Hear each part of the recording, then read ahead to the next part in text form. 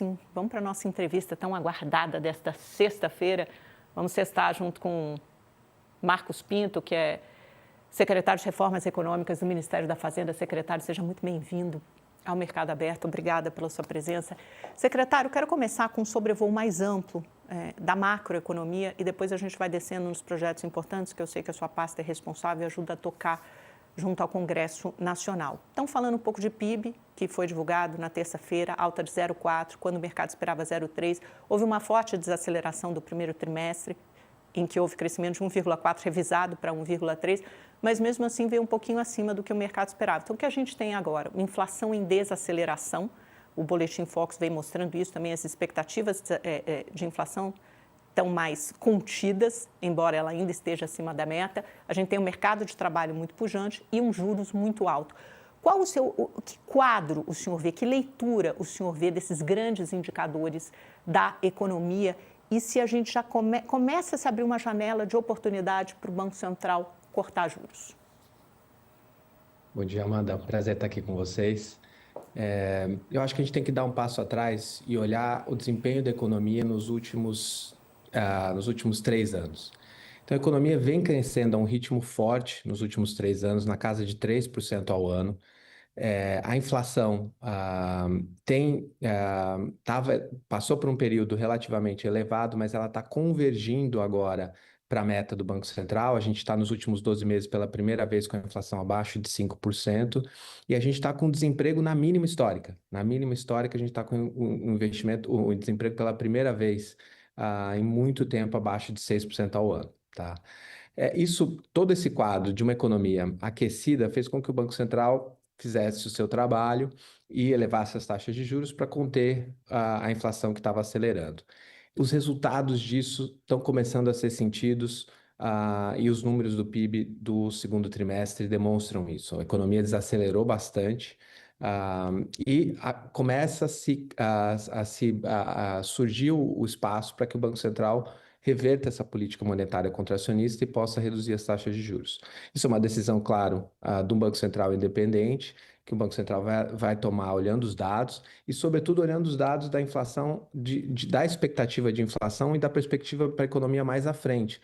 Porque a política monetária surte efeito com um certo atraso. Então, o Banco Central está olhando não só os indicadores atuais, mas também as perspectivas para o ano que vem. Dito isso, a gente vê espaço para que o Banco Central, em um período curto de tempo, comece a reduzir essa contração na política monetária, dando mais espaço para a economia crescer num ritmo natural.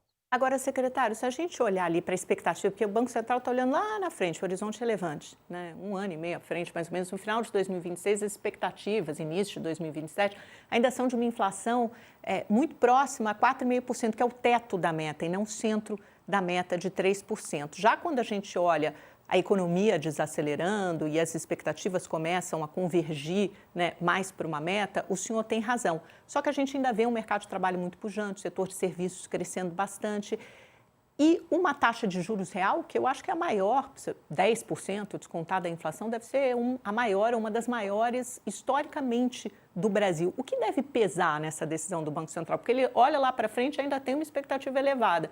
Mas se ele olhar para cá, a gente já tem uma dose, para o quadro atual, já tem uma dose cavalar de juros. Como cotejar essas variáveis? Eu acho que esse é um processo dinâmico. À medida em que a economia desacelera no presente, as expectativas de inflação caem no futuro. E a gente vê isso acontecer. Elas têm caído lentamente, é verdade, mas elas têm caído. As expectativas de inflação para o futuro têm convergido para a meta. Eu acredito que esse processo vai se acelerar à medida que a economia se desacelera no presente, e isso vai criar as condições para o Banco Central afrouxar um pouco a política monetária, que, como você disse, e como intencionalmente tem atuado o Banco Central, tá realmente bastante contracionista, com juros bastante elevados. O senhor vê espaço ainda nesse ano? Tem gente no mercado que já começa a falar num primeiro corte, possivelmente em dezembro. Outros players vêm para janeiro ou no primeiro trimestre. O senhor vê espaço nesse ano? Eu prefiro não comentar, Amanda. Assim, acho que esse é o trabalho do Banco Central. Acho que nós, na Fazenda aqui, nosso trabalho está muito mais focado no fiscal, em criar as condições para que o Banco Central possa atuar de maneira sem pressão da política fiscal, digamos assim, na política monetária, mas a política monetária é um trabalho do Banco Central. Eu tenho as minhas opiniões, mas eu prefiro não comentar.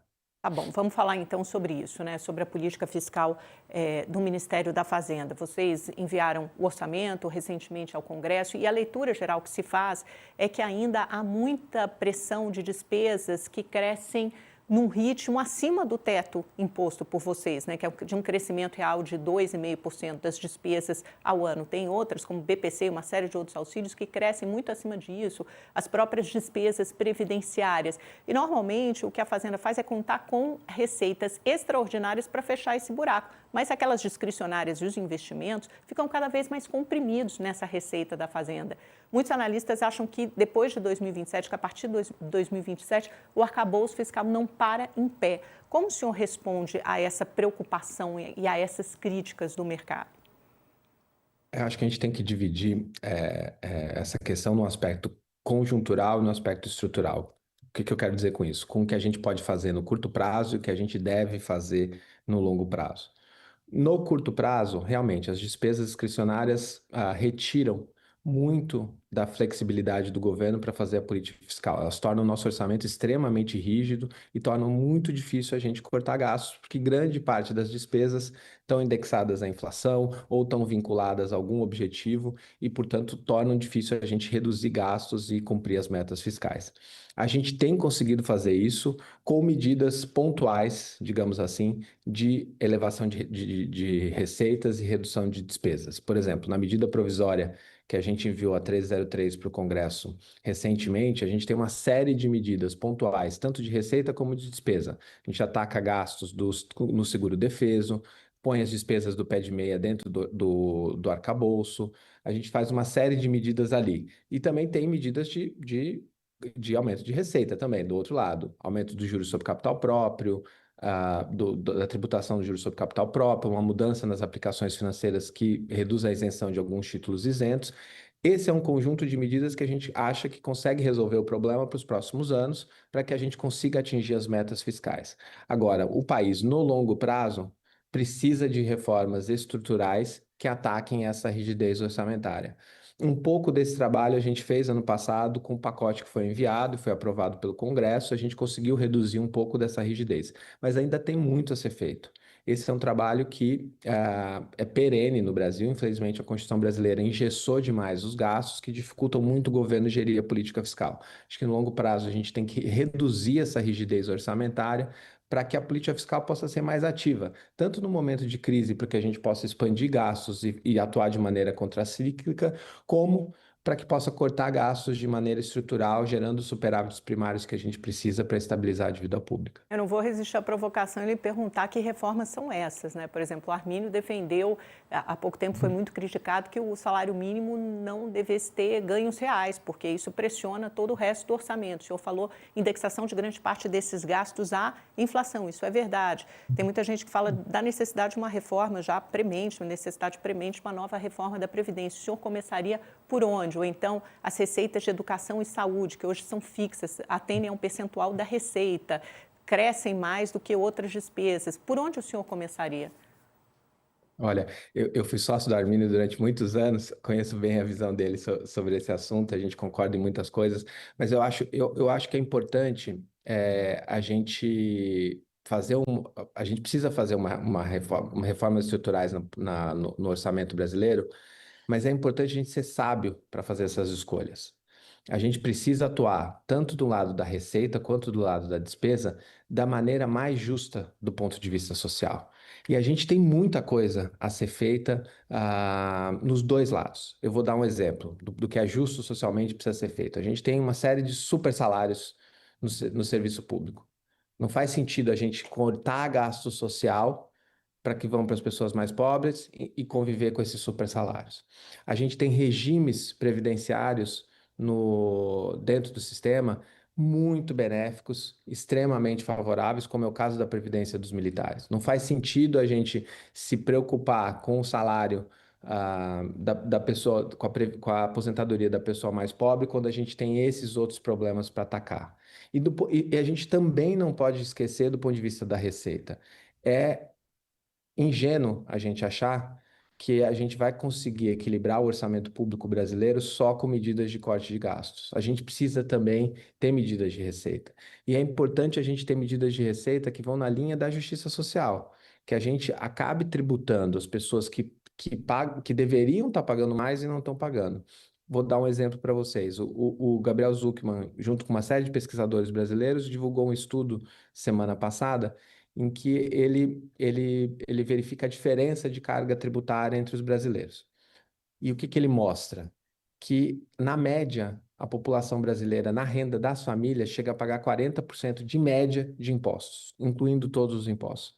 Aí, quando você vai para os milionários em dólares, que é o conceito dele, essas pessoas pagam cerca de 22, 23% de impostos.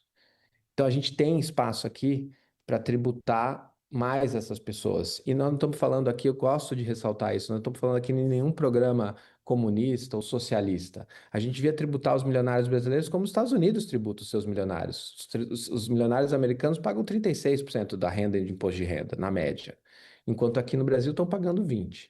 Então, acho que a gente tem espaço para fazer uma série de reformas estruturais que nos permitam atingir as metas fiscais, atingir o equilíbrio orçamentário sem prejudicar os mais pobres. Eu Vamos acho que a falar. gente pode fazer. é, Desculpa, Amanda. Não, pode concluir. Perdão, secretário. Não, e eu acho que a gente tem muito espaço para fazer, por exemplo, em termos de gastos sociais, mesmo nos termos dos gastos sociais, a gente tem muito espaço para uniformizar programas, torná-los todos mais eficientes. E isso vai melhorar a vida da população e, ao mesmo tempo, cortar gastos. Eu acho que a gente tem condições de fazer isso no longo prazo. Vamos falar do grande projeto Menina dos Olhos do Governo, imagino que seu também, que é o de desconto de imposto de renda para quem ganha até 7.350, foi aumentado isso de 7.000 para 7.350 no relatório de Arthur Lira, e isenção total de imposto de renda para quem ganha até 5 mil reais. Para de pagar, beneficia milhões de brasileiros. Só que isso está parado, está estacionado no Congresso, que está às voltas discutindo anistia, discutindo desembarque de União Brasil e PP. Esse projeto está ameaçado ou vai ser atrasado aí pelo seu acompanhamento da política? Não, eu acredito que não, Amanda. A gente já fez uma ampla negociação sobre o projeto no âmbito da comissão especial que foi criada pelo presidente Hugo Mota.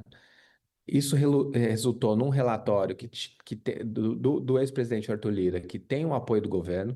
Esse relatório foi aprovado por unanimidade na comissão especial. Não houve apresentação de emendas na comissão especial, ele foi aprovado por unanimidade.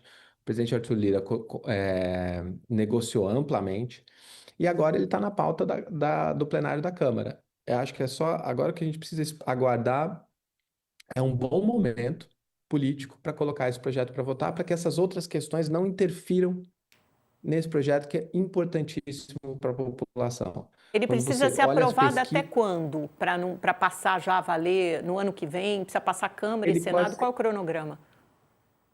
ele precisa ser aprovado em ambas as casas até o final do ano, até o dia 31 de dezembro. Esse é o prazo limite para que ele seja Não aprovado, tem mas esse não é o prazo noventena, ideal. não tem nada. Não tem noventena. O prazo ideal seria que ele fosse aprovado até o final do mês de setembro, para que a Receita tenha mais tempo para adaptar os seus sistemas para fazer toda essa transição.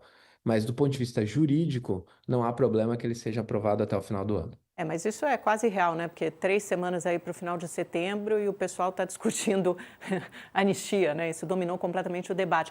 Agora, me fale sobre o ponto de vista de desidratação do projeto, porque a oposição e o Centrão estão prometendo coisas do tipo aumentar essa faixa de renda de isenção ou desconto para até 10 mil reais, ou então tirar a compensação. O que vocês estão fazendo para garantir que nenhuma dessas opções seja cotejada? Porque se houver, e o contexto político mudou, né? Quando foi aprovado na comissão especial, agora você tem desembarque de União Brasil e PP, e você tem cada vez mais o cenário de 2026, cenário eleitoral se antecipando. Então, como é que o governo vai reagir para que não haja um rombo nas contas públicas, um impacto fiscal imenso? Porque até agora o impacto dessa proposta é neutro.